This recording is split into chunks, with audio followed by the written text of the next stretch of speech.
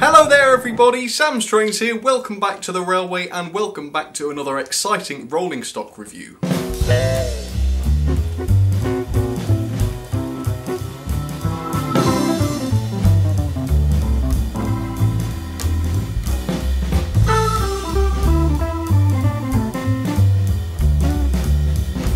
So everybody seemed to really enjoy the last rolling stock review that I did, which was of course the Hatton's Beal Hacks. I thoroughly enjoyed reviewing them, they were awesome, and all the comments I got from you guys were highly positive too. So much so that Hatton's have got in touch again to see if I would like to review some brand new rolling stock, some more brand new rolling stock which has just come into stock. And I said yes, absolutely, let's see what it is. And they are these, the brand new Oxford Rail produced these, the brand new ICI hopper wagons which are exclusive to Hatton's. Now I picked up 3 of this particular version, this is the pristine version without any weathering, and then very generously Hatton's also sent me, well lent me, 3 of these weathered versions which actually are probably even better than the pristine ones because I think that weathering just brings out the detail very nicely. So today I'm going to be unboxing these and we're going to be taking a really thorough look at them, and then I'll get all 6 of them out and we'll get them running in a train together. So it's going to be awesome. Ooh, don't drop them.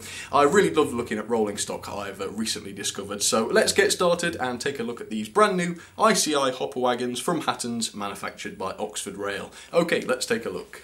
So there we are, yes, the Oxford Rail packaging, and I don't think I've ever had any Oxford Rail rolling stock before these. The only thing I've got close to is perhaps the tender of the Oxford Rail Dean Goods locomotive, maybe you'd consider that rolling stock. But no, these are certainly the first standalone rolling stock that I've ever owned from them, and yeah, the packaging's really quite nice, colourful, just like the loco packaging is. Yep, I really like that. So anyway, let's start getting these out then. We'll start with the pristine version first. So here it is, and if I stand it up onto the end I can show you the label. So the product code of this one is ICI002A, and as I said, yes, this is in stock now. If you're at all interested in these, I've included a link in the description, so feel free to click that and check them out. They're actually very reasonable considering the size of the things, and yes, as I said, this particular version is the non-weathered version, or pristine version if you like. So I'm going to get this out. There's nothing else really on the box to look at, so let's get the block of ice out. And yes, it does have a block of ice, which is a great way of protecting rolling stock. And yep, I can't see anything else in the box, so there's no paperwork or detail packs to worry about, which is good. That pleads simplicity, doesn't it? Which is excellent. So let's get this out and take a look at this. Right, let's hold this up. Wow, so the first thing that you notice when you get a hold of these is the level of detail. I mean, for relatively inexpensive rolling stock, and I think £25 is quite inexpensive for a bit of rolling stock this size, especially when you consider that it is articulated with these the 2 moving bogies here.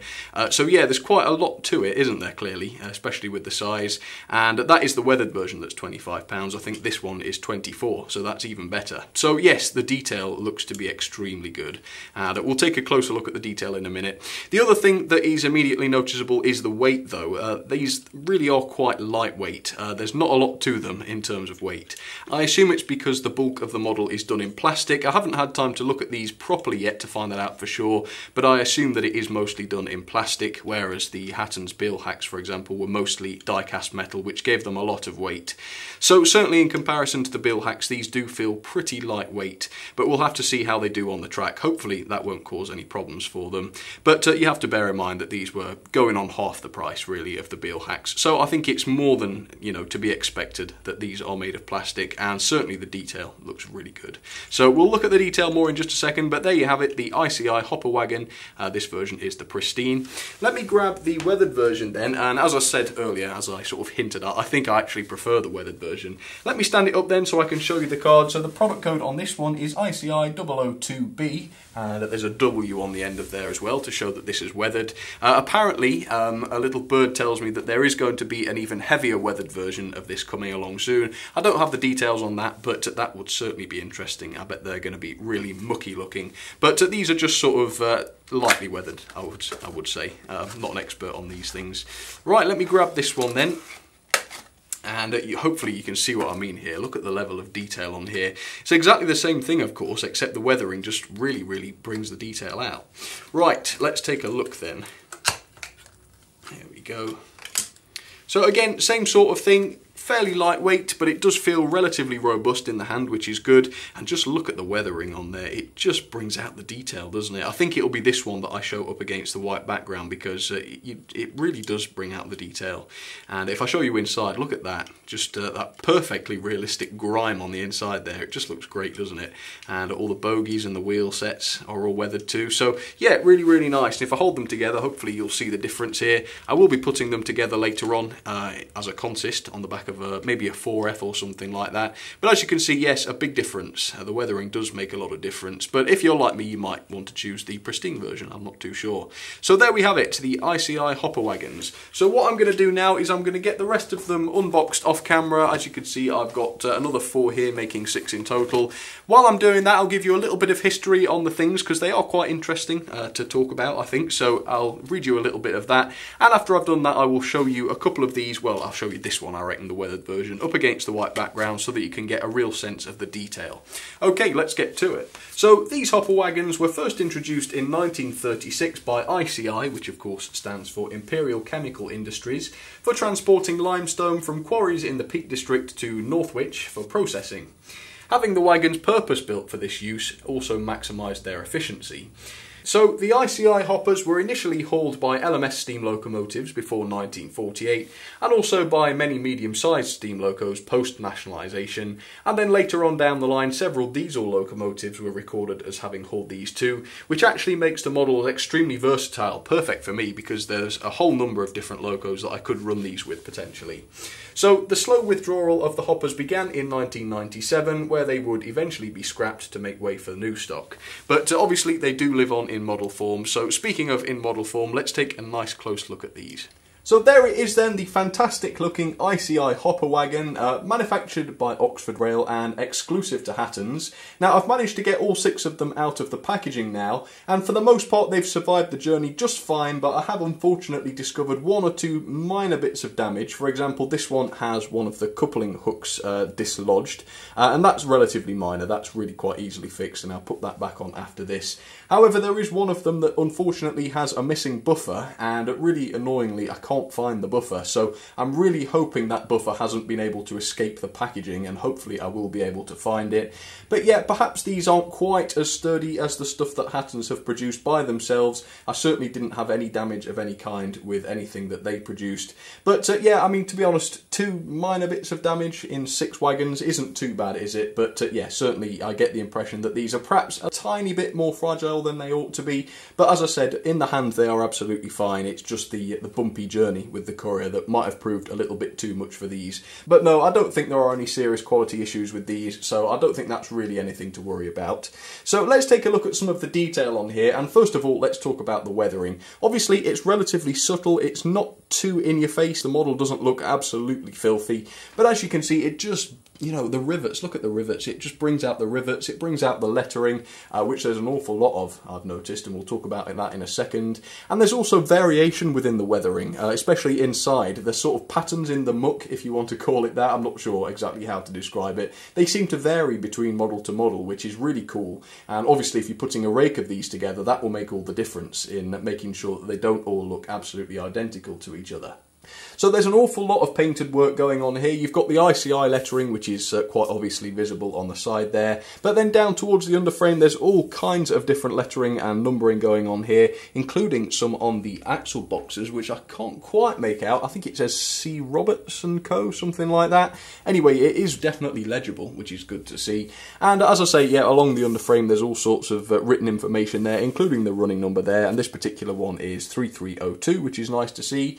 Separately fitted work, there's quite a lot of that going on as well. As you can see, we have a vacuum pipe on the buffer beam there. The buffers are nicely painted up, although unfortunately they're not sprung on this model. But again, it's a relatively inexpensive model. It's not the cheapest in the world, but certainly I think £24 or £25 for something like this is pretty reasonable at least. So maybe it's fair enough that the buffers on there aren't sprung. But as you can see, there's an awful lot of detail going on inside there. You've got what looks like some sort of tank going on there. I'm not too sure what that is. It might have something to to do with the brakes again. And if we take quite a high vantage point and look down, you can see there's a whole sort of metal support structure to the thing, which is quite nicely depicted there on the model. And to be honest, the support structure for the hopper itself too is really quite complex. As you can see, there's a whole lot of supports going across the front there and at the ends.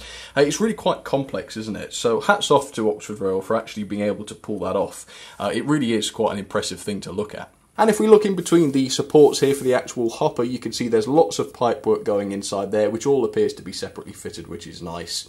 You've got this turning wheel here, and on all 6 of my wagons, the turning wheels are all intact on both sides. So even though those are separately fitted and they are a little bit fragile looking perhaps, I have to say that on all of mine, those were perfectly fine. So that is definitely a good sign.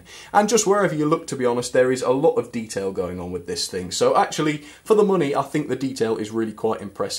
But now then, let's talk about performance. Let's put all 6 of them together and see how they handle themselves on the track. Okay, let's do it.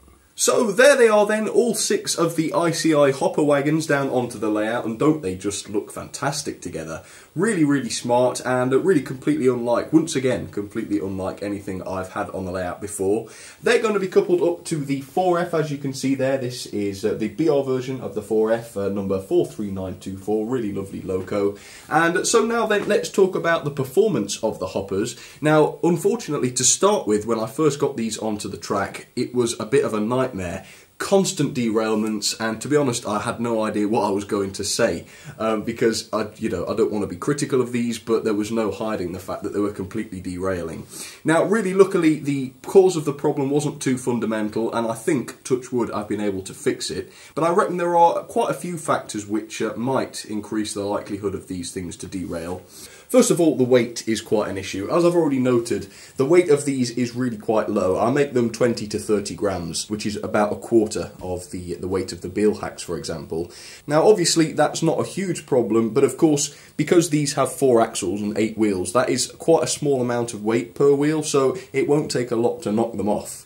So the second potential issue that I thought might be a problem is the couplings. As you can see, they protrude quite a way out of the body here, and they are quite notably attached to the body and not the bogie of the hopper, which means on curves they do swing out quite a way, and as you can see here, when 2 of them are coupled together on a curve, that applies quite a bit of outward force onto the hopper. Now, of course, if the hoppers were super heavy like the Beelhacks were, that wouldn't matter, because you would need a lot more force than that to knock them off the track. But obviously, because these are so light, it was making them quite unstable around the curves. And I thought, to start with, that was the problem. I thought, right, well, there's not a lot I can do there. But then, when I got them up onto the bench and I was having a real close look at them, I noticed something else. A couple of them, and I think it was 2 or 3, I think 3, had 1 bogie on them, which was just very slightly tight. I didn't even notice it to start with, but certainly when I got them up onto the bench, it was very slightly noticeably tight on a couple of them. So all I did really was just loosen the screw very slightly, and when that didn't work on a couple of them, I also added a drop of oil, which then did fix it. And then all of the bogies were completely free to turn, and that, amazingly, has fixed the problem. So if you have these, you might not have a problem at all because it wasn't true for all of them, but if that is an issue with any of yours, just do that. Loosen the screw that holds the bogies on very slightly, and it was only a matter of a few degrees, it wasn't much at all.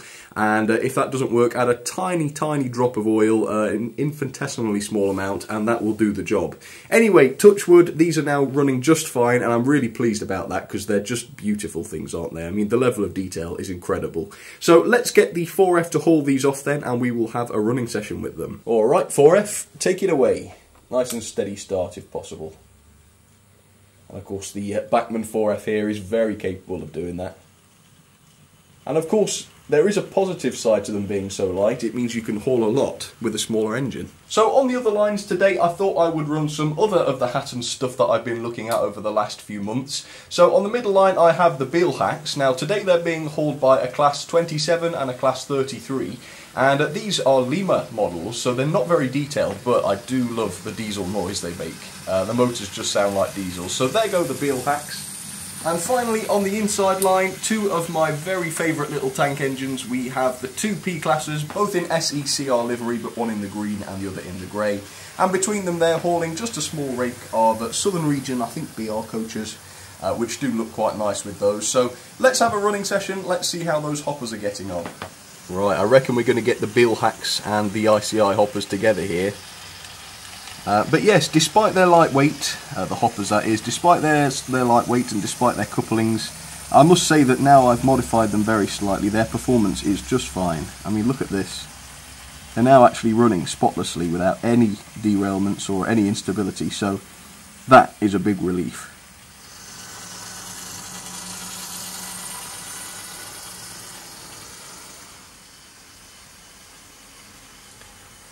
They do look pretty smart, don't they? They are quite modern looking too, compared with a lot of the rolling stock I've got.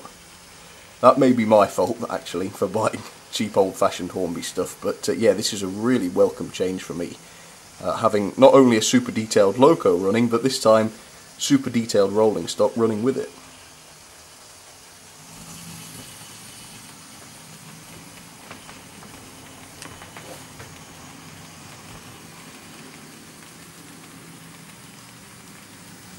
And let's not forget about the P's, of course, and the Q's.